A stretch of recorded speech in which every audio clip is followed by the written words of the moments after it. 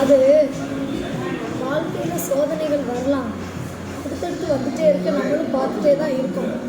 ஆனால் இதெல்லாம் ஒரு சோதனையாக வருமா அப்படின்னு யோசிக்கிற அளவுக்கு எனக்கு ஒரு சோதனை இருக்குங்க. ஸ்ட்ரா மூடிக்கிடுச்சு. ஏற்கனவே 3 ஸ்ட்ராவை பிச்சு போட்டு பாதி ஸ்ட்ரா தான் வச்சுருக்கேன். அதுவும் மூடிக்கிச்சு. ஜூஸ் எப்படி குடிச்சு பாடி பண்ணுறது? இப்படி தான்மா சோதனை வரும். இந்த மாதிரி உங்களுக்கு புதுசாக சோதனைகள் ஏதாவது வந்திருக்கா? கமெண்ட் சொல்லுங்க.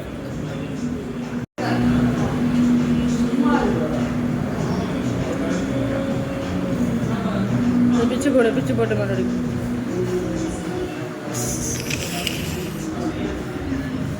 இல்லை அவ்வளோதான்.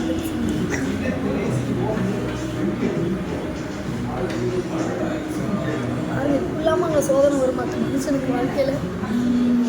சோதிக்காதீங்கடா அப்படிங்கிற அதாவது எவ்வளோ சோதனைகள் இருந்தாலும் நாங்கள் தூக்கி போட்டு பிடிச்சிருவோம். சோதனையை பெருசாக நினைக்க மாட்டோம். இதுதான் சொல்கிறேன். ஆனால் நமக்கு எவ்வளோ சோதனைகள் வந்தாலும் இந்த மாதிரி பிச்சு போட்டுட்டு ஃபஸ்ட்டு பிச்சு போட்டு பார்க்கணும், அப்புறமும் பிச்சு போட்டு பார்க்கணும், அப்புறமும் எல்லாம் எடுத்து போட்டு கையில் குடிச்சிட்டு போயிடணும்.